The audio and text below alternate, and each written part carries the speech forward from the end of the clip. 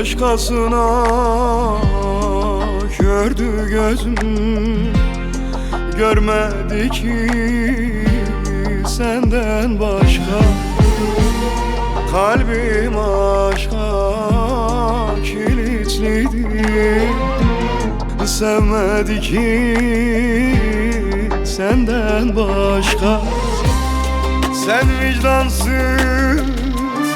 biri çıktın, İhanet edip aldattın.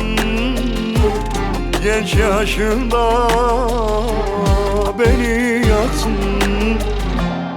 Çıkma sokaklarda satsın. Ben neler yaşadım, belalara bulaştım. Kimlerle savaştım ya, ne acılar yaşadım, ne cezalar yattım. Ölümlerden döndüm geldim ya. Ben neler yaşadım, ne cezalar yattım. Kimlerle savaştım yar yar yar yar.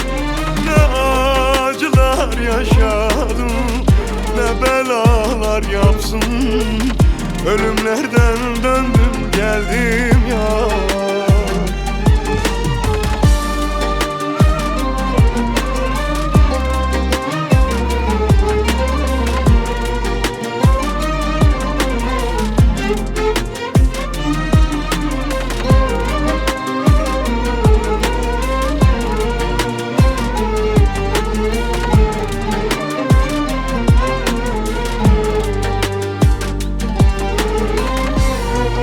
Sana bağlıydım kalbimle, canımla,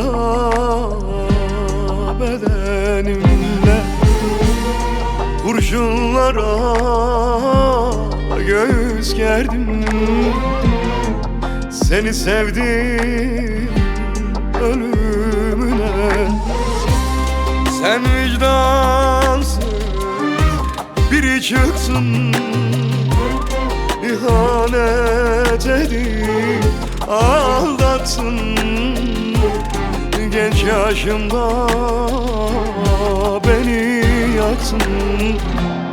Çıkma sokaklarda satsın.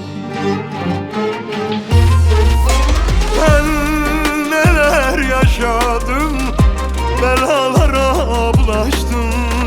Kimlerle savaştım ya, ne acılar yaşadım, ne cezalar yatsın. Ölümlerden döndüm geldim ya. Ben neler yaşadım, ne cezalar yattım. Kimlerle savaştım yar yar yar.